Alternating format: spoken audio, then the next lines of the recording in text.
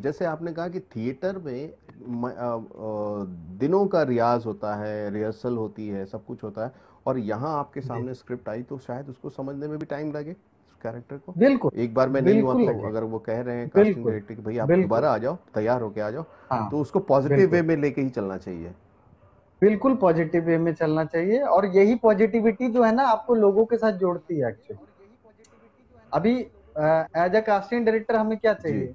थोड़ा सा प्यार और रिस्पेक्ट, जितना रिस्पेक्ट हम देते हैं जी एक्टरों को, बिल्कुल। हम्म। तो उसी हिसाब से हम भी चाहते हैं कि हम्म। हमें भी रिस्पेक्ट मिले, क्योंकि इसके अलावा तो हमें किसी हम्म। चीज की जरूरत है नहीं, क्योंकि हमें ऑलरेडी हाँ, सैलरी और मिलता कहीं है, से चीजें ये मिलती है, बात तो तो कहीं हम। से मेरे ख्याल से सामने नहीं आती होगी, सामने नहीं आती होगी जी आप लोगों की तरफ से कि परेशान परेशान करने वाली तो कोई बात ही नहीं भाई, आप काम करो, आपका कम समय है और उसमें आप बेस्ट डिलीवर करना चाह रहे हो, और आप में एक बिल्कुल, उम्मीद दिखती है कास्टिंग डायरेक्टर की कि वो कहता है कि आप सर दोबारा आ जाओ, आप दोबारा प्लीज आओ, एक हाँ। थोड़ा सा अच्छे से तैयारी करके मैं तो दोबारा आ सर जाओ, चाय इस चीज का ध्यान मैं रख। तो सर चाय कॉफी नाश्ता सब पूछता हूँ। मुक्ता आर्ट्स में बराबर। जब मैं मयंक के साथ था तो खाना वाना जी। खिलाता था एक्टरों को। ठीक है, कि पहले आप रिलैक्स हो जाओ। ठीक है, हाँ। तो ये भी करता था। और इस मामले में मेरा मैं जिसके साथ काम करता रहता हूँ, मयंक दीक्षित करके है, वो भी जी जी। रिनोल्ड कास्टिंग डायरेक्टर है। उसके अंदर भी बहुत अच्छी चीजें हैं, क्योंकि उसको एक पता है कि इंसान की वैल्यू क्या है, कि एक अभिनेता है, जिस हिसाब से, जिस माहौल से, जिस भाव से, 3,000 किलोमीटर, कोई 5,000 किलोमीटर, कोई जैसे शहर में आए रहने के, चलो भाई, इस वजह से जितनी भी हैं, चाहे वो पुराने जो लोगों, तो हम सभी को एक समान ही रिस्पेक्ट देते हैं। ऐसा नहीं है कि कभी कोई अभद्र व्यवहार किया हो या कुछ ऐसी बातें बोल दी हो, क्योंकि हम भी उसी दौर से ही गुजरे हैं, हमें भी उतनी चीजें झेलनी बिल्कुल। पड़ती है। तो नहीं, एकदम सही बात है, मतलब ये है सार के पास, तो उनके पास जो ब्रीफिंग है उसको समझने की कोशिश करें, अगर दोबारा बुलाते हैं दोबारा आए, अगर बिल्कुल, आपको कहते हैं क्योंकि उनको आपके अंदर कुछ दिखा उस किसी भी एक कैरेक्टर से रिलेटेड, और फिर वो आप कहते हैं कि एक और परफेक्ट कर लेते हैं हम, ताकि डायरेक्टर तक बिल्कुल, जब बात पहुंचे तो 100% श्योर हो कि हाँ ये है बिल्कुल, वो चीज़। बिल्कुल, और चूंकि आपका एक बिल्कुल। नज़रिया डायरेक्टर का भी हो जाता है कास्टिंग करते करते, कैरेक्टर को समझते जी समझते, कई बार ऐसा होता होगा कि कोई डायरेक्ट एक्टर ऐसा आया और आपको लगता होगा ये तो कमाल है, ये आज नहीं तो कल निकल जाएगा, भले जिस कैरेक्टर के लिए आप ऑडिशन कर रहे हो उससे जुदा हो, या उसका उस एटीट्यूड हो, उसका अपीयरेंस हो, कि आपको लगता होगा कि यार ये निकल जाएगा, ऐसा कभी होता है?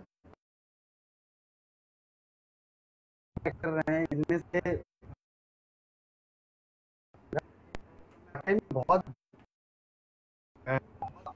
राहुल बग्गा, राहुल जैसे आपकी एक्टर। आवाज थोड़ी सी ब्रेक हो रही है। अब हेलो, हेलो, हाँ हाँ। आ रही है आवाज? हाँ अभी आई। हाँ हाँ। हाँ, तो वो ऑडियो और एक विजुअल एक में एक्टर। थोड़ा सा गड़बड़ हो रहा है। जी, तो हाँ, राहुल अभी राहुल ठीक है। बग्गा, राहुल बग्गा राहुल इज बग्गा, जी अ हाँ, रिनोल्ड नाम सुना है। एक्टर, है ना? हम्म। इवन उनके अंदर सबसे अच्छी बात है ना कि इतनी फिल्में करने के बाद भी ना, वो आदमी बहुत ही डाउन टू अर्थ है, कि मतलब जैसे पीछे की चीजें हम्म। भूल गया हो कि उसने क्या किया है। तो ये सबसे बड़ी बात है, क्योंकि आजकल क्या होता है कि अमूमन एक फिल्म करके ही जो है, ऐसा लगता है कि हमने दुनिया जीत ली, जबकि दुनिया कुछ नहीं जीती। ठीक है, अभी तो ये सही बात है, प्रोसेस सही है। बात है। आप एक करोगे, फिर 100 करोगे, 200 करोगे, कई लोगों ने 500-500 फिल्में करी है, बट फिर भी अगर हम्म। उनका बिहेव और इस तरह से देखोगे कि जैसे उन्होंने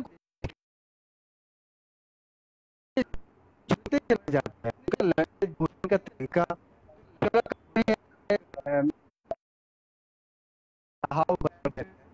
is a damn good actor. वो लगा भी हुआ है और चीजें धीरे धीरे कर भी रहा है चीजों को लेकर के।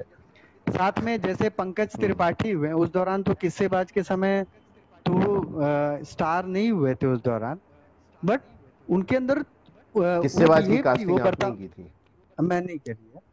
तो जी, जी। उसमें भी काफी लोग हैं, जैसे अनुप्रिया गोयनका आज के समय में काफी काम कर रही है, बड़े बड़े प्रोजेक्ट में काम कर रही है वो, या पंकज भैया हो गए। तो इन लोगों का हुँ, क्या है कि सबसे बेस्ट चीज की पंकज जी के साथ स्पेशली मैं बोलना चाहूंगा, इतने डाउन टू अर्थ, और उनको पता है कि जो गरीब है उनके साथ भी वही रिश्ते रखने हैं, जो अमीर है उनके साथ भी वही रिश्ते रखने हैं। तो कोई भेदभाव नहीं है किसी तरह का, कोई विचारों का कोई फाइट नहीं है, क्योंकि जो जहाँ है सब अपनी जगह पे ठीक है, और हम इंसान हैं सबसे बड़ी बात।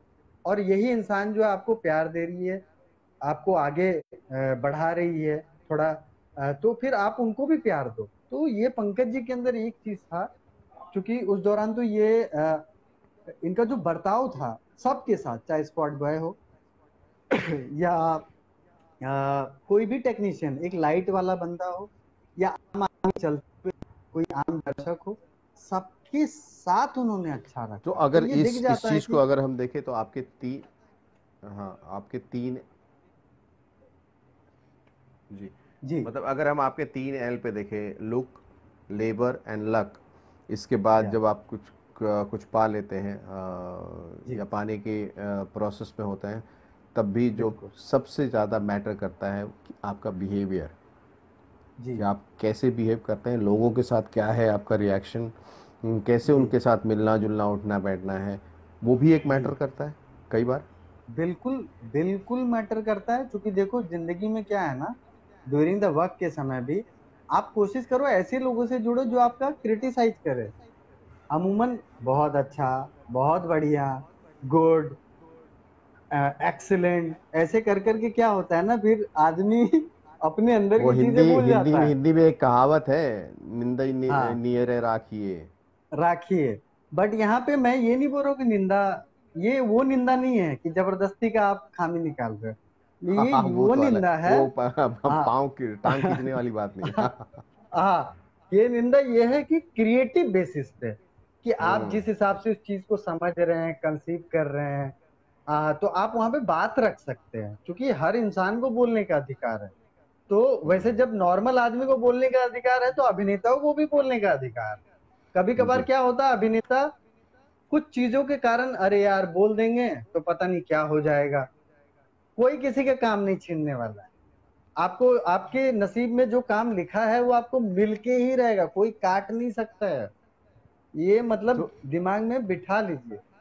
वो जैसे आपने अभी एक बात कही कि जी हम एक्टर्स, स्क्रिप्ट जो है वो एक्टर ढूंढता है, बिल्कुल स्क्रिप्ट में जो बिल्कुल, किरदार है वो एक्टर ढूंढता है। वो तो एक्टर कौन ढूंढता है। कहाँ कैसे मिल जाएगा और बिल्कुल कब वो तालमेल आपका बैठ जाएगा आप भी नहीं जानते, बैठ कोई जो जाएगा कास्टिंग डायरेक्टर वो भी नहीं जानता, सर। डायरेक्टर भी, तो इसलिए लगे रहना बहुत हाँ, ज़रूरी है। अभी एक रिसेंटली मैं आपको बताऊंगा रांची की घटना। रांची बिरसा मुंडा का पूरा इलाका, बिरसा मुंडा आप जानते होंगे, बिरसा क्योंकि मुंडा की भी ये कास्टिंग आपने आदिवासी, की? हाँ, मयंक दीक्षित के साथ मैंने करी है। जी, जी, जी। तो तो इसमें क्या है कि जब हम लोग रांची पहुंचे, तो एक चीज हम हुँ, लोग की ये ईमानदारी होती है कि जिस जगह पे जाओ, ऐसा नहीं है कि 2 दिन वहां सो जाओ जाके, नहीं।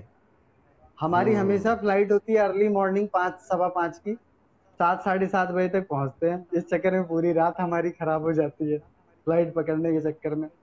मतलब आप सोचो 3 बजे आप घर से निकलो एयरपोर्ट के लिए, कहाँ आप सो पाओगे, वहां जाने के बाद एक हुँ, दो घंटा करेक्ट। सोते हैं। 9 10 बजे के बाद हम लोग निकलते हैं इंटीरियर इलाकों में, ऐसा हुँ। इंटीरियर इलाका जहाँ पर नक्सल्स रहते हैं। तो बट ये जो जर्नी आप लोग कर रहे थे बिरसा मुंडा की, एक्टर्स को ढूँढने के लिए, एक्टर्स को ढूंढने के लिए, जिसमें हमने तो काफी बट जगह वहाँ तो के कोई एक्टर्स एक्टर को, नहीं मिल, एक्टर का क्षेत्र नहीं, मतलब आप आम लोगों में नहीं एक्टर वहाँ, ढूँढ रहे थे कि उनमें से किसी से नहीं, आम लोगों में भी ढूंढा। इवन वहाँ एक चीज बताना चाहूंगा कि वहाँ फोक कल्चर है।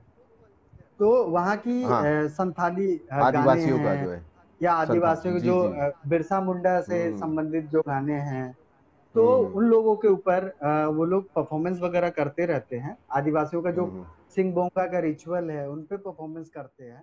तो लोग